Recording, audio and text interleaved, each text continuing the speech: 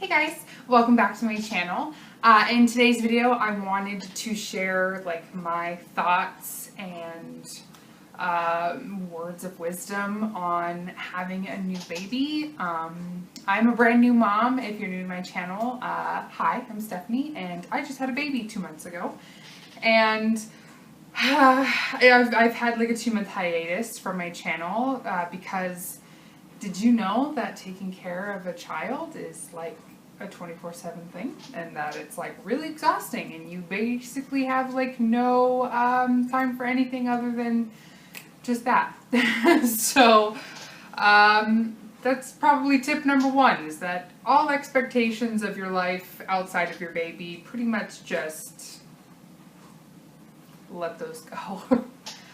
So yeah, in today's video I wanted to share kind of like my thoughts and tips if you are a new mom or if you're about to be a new mom, just things that I've learned or just want to share with you. I'm hopefully going to try and roll through this rather quickly because she's been down for a nap for like 20 minutes, and that's usually the length of her naps, so she may be making an appearance in this. Most definitely probably will, because she'll probably wake up as soon as we get going. Because that's just the way it goes, right? So like I said, if you're new to my channel, I just had a baby 9 weeks ago in 2 days. 9 weeks and 2 days ago. To a beautiful little munchkin girl. And this is my first child. I had never been pregnant before, never had a baby before. I pretty much had never even held a baby before I had mine. I was not one of those girls that like goes goo-goo over babies. I'm not a baby person. Like, yeah, kids are cute, but I kind of just like don't care. I know it sounds really harsh, and I still say that now. I like joke with my sisters. It's like, I don't like your babies. I like my baby. I don't really care about your babies. I only care about mine. I know that sounds like a horrible thing to say, but I'm just not a baby person. But I love mine, and I had no knowledge whatsoever about taking care of kids. I didn't grow up with younger siblings. I'm the youngest in my family. I don't know. So I was definitely smacked in the face with all of the things that go in to taking care of a small child. But, you know, you figure it out. So if you are like that as well, if you like have no clue, hey, guess what? Neither did I, but we have survived. So you can too. So the first thing I wanted to talk about is breastfeeding. If you are a breastfeeding mom, way to go. I am too, sort of. I exclusively breastfed for the first 6 weeks, something like that. Now we're kind of doing a little bit of both, but breastfeeding is hard. It is the hardest. It's so hard, harder than labor, I'd say. It's rough. And when you read all of the articles, like if you're like me, before you gave birth and you were pregnant, you read all these articles kind of like preparing you mentally for having a child, and you read all these things talking about how breastfeeding is hard. No joke, it's hard. It is definitely something that you just have to kind of just give yourself over to. If you're going to breastfeed, just kind of like give into it. Just don't fight it. Allow your body to just not be your own. It belongs to your baby now. And that was definitely something that was hard for me to kind of come to terms with or just allow to happen. I'm one of those people that I don't allow myself to kind of like give into the hype of things. Like with labor, you know, I kind of was, I don't know if you'd call it like in denial or me being stubborn, but before labor, I was kind of in my mind like, you know, I bet it's not as bad. I bet it's not as bad as everyone says it is. I think people just like to say that it's that bad, blah, blah, blah. And that's kind of how I was with breastfeeding. You know, everyone says it's so hard, but like how hard could it be? Like your baby's on a feeding schedule, and all you do is they just eat for like what, like 10 minutes? Like how long can a baby eat? And you know, you just do it a couple times a day, and you know, that's it. It's so simple. Okay, I was totally wrong. Babies do not live off of a schedule for a while. My baby is 2 months old and is barely now starting to kind of have like a routine, and still then, like every day is different, and it's not that simple. It's very draining, it's emotionally draining, it's physically draining, but I mean, it is worth it. If you breastfeed, it's definitely worth it. It's a special bond. It really gets your baby bonded with you and attached to you, and it's very, very special.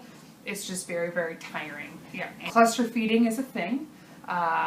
If you don't know what cluster feeding is, it's basically where they eat a little bit, but for like a long period of time. Like Charlotte would eat for about 15 minutes and then she would fall asleep, and then she'd be asleep for about 10 minutes, and then she would wake up and then eat for 15 minutes and then fall asleep, and then basically continue that cycle for hours. I think the longest she cluster fed was 8 hours. I think I got up twice to pee, and I basically just sat in one spot for 8 hours while she was just on me, and I would try to like switch her, and you know, it's hard, but it's what happens, you know. It's a phase, and then they grow out of it. She doesn't do that anymore, thank goodness. But if you make it through the first couple weeks, first couple months, then it's going to get better. Like I said before, I was kind of one of those people that didn't believe what I read, in the sense that like it's really hard or that it's going to get better. I'm like, this is never going to get better. But it did. So it will get better. Just fight through it. Decide if like you have decided that this is how you want to feed your child, then just fight through it. It's going to be okay. Just ride it out, and it's going to get easier. That brings me to my second little piece of advice, which goes in hand with the breastfeeding, but this is also something that's totally useful for those who bottle feed. And I am 100% all for both forms of feeding. I'm not one of those like stuck up moms that's like, breast is best, you shouldn't formula feed your child. I was formula fed. My husband was formula fed. We turned out just fine. I give formula to my baby because I can't just have her on my boob 24/7. I'm sorry, I just can't. It's not gonna happen. So anyway, my next little piece of advice is like, make yourself like a little like mommy station. Like, pick a place in your house, whether it's in the nursery or in your bedroom or in the living room or whatever, your little like place to be. Mine is right here. As you can see, I have this big leather chair, and I have next to it a little table that has pretty much anything that I would need like next to me for like, you know, whatever reason. So in there I have lotion, I have a little box that has like a nail file, clippers, chapstick, gum, a book. I have over there like at all times like my iPad and a phone charger, and just like stuff like I have like burp rags over there, and you know, whatever you think that you're gonna need if you're gonna be in one space for a long time without having to get up. That's what I put in my little mommy station, and it is a lifesaver because, like I said, you know, Charlotte would cluster feed a lot when she was a few weeks old, and having that was so nice because you could just like put yourself there, and then you have whatever you need at your fingertips, you know, like binge watching shows on Netflix or reading a book or whatever, take a nap, like whatever you need to do to keep yourself from going crazy, that's what you need to do. Oh no, she's waking up, I can hear it. Okay, my next little thing, it kind of goes along with the whole your body is not your own for the first couple weeks.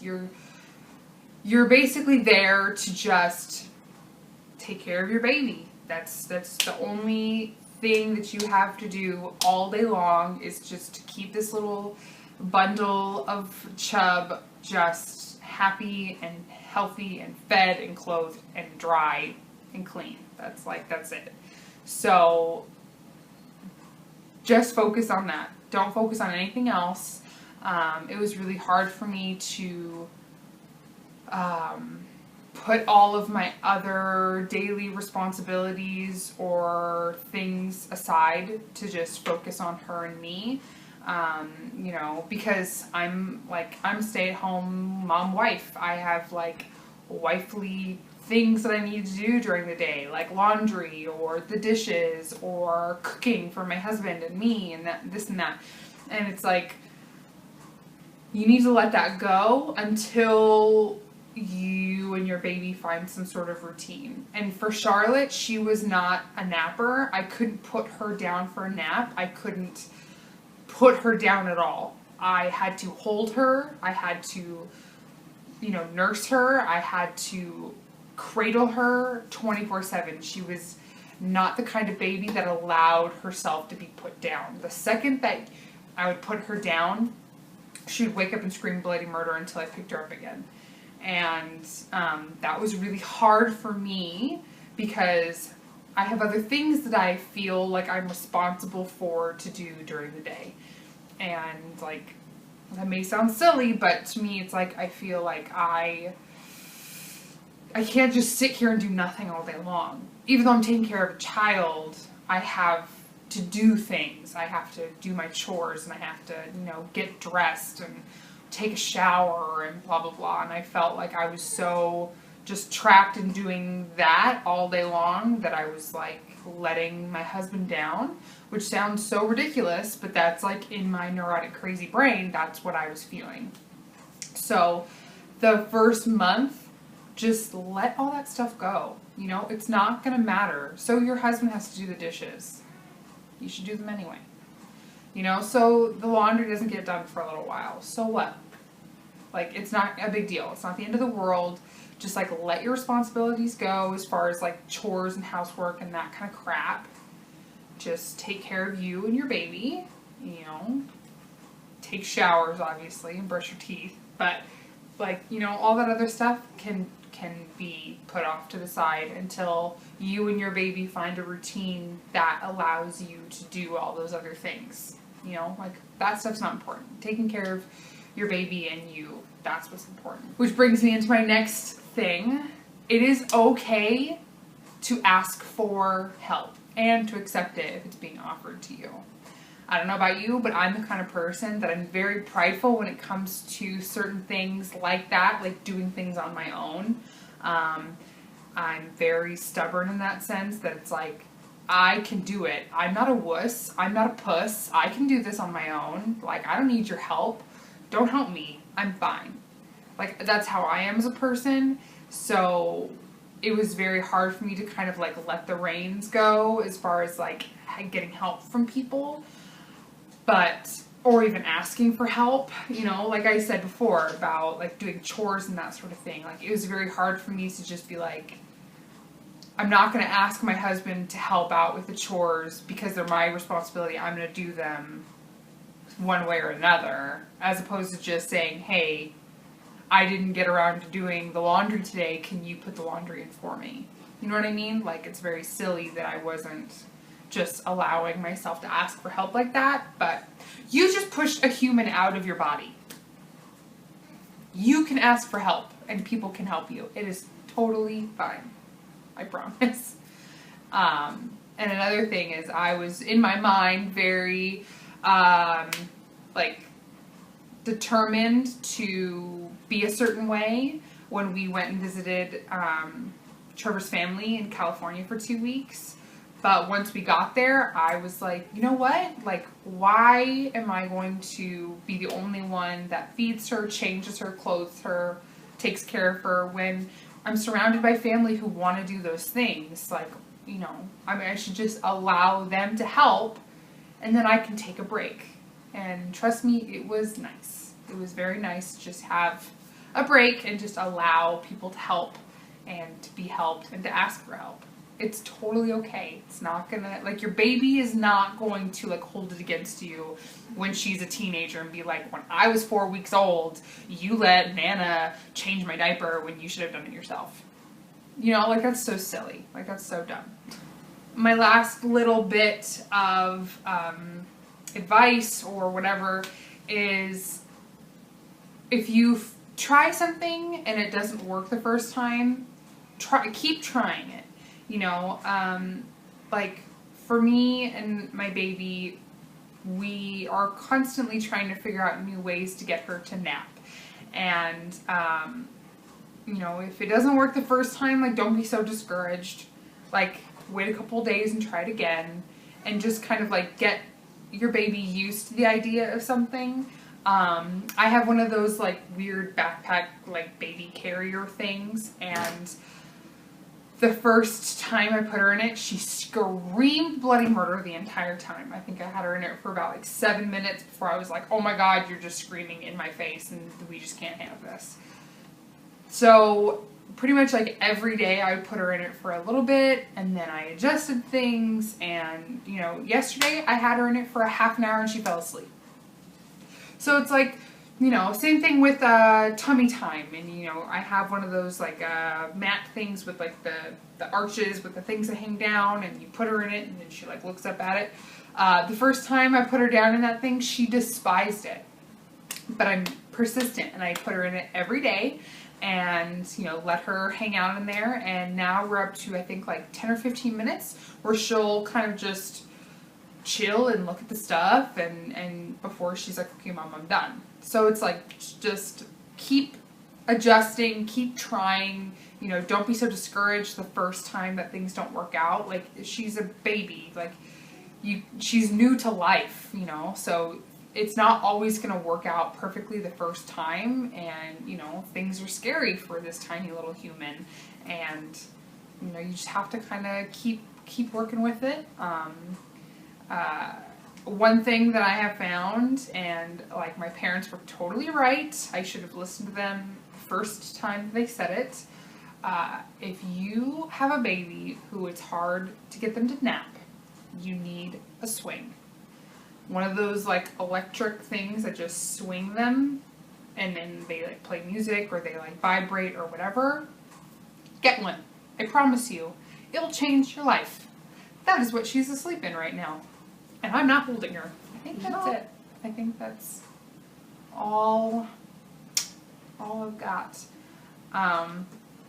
You know, being a mom is tiring, and it's rough, and it's exhausting, but it's also so, like, joyful, and, you know, wonderful, and amazing, and special, and, like, you've created this little person, and, you know, like, it's just amazing. So, the first couple months are so hard, but you also get some rewards too. You know, she's at this age now where she's starting to smile, like, on her own. They're not just, like, reflex smiles, they're, like, real honest to goodness smiles, and it's like, you want to cry, because she's, like, smiling at you because of something that you're doing for her, and it's like, oh my gosh, my heart. So, you know, oh, she's waking up.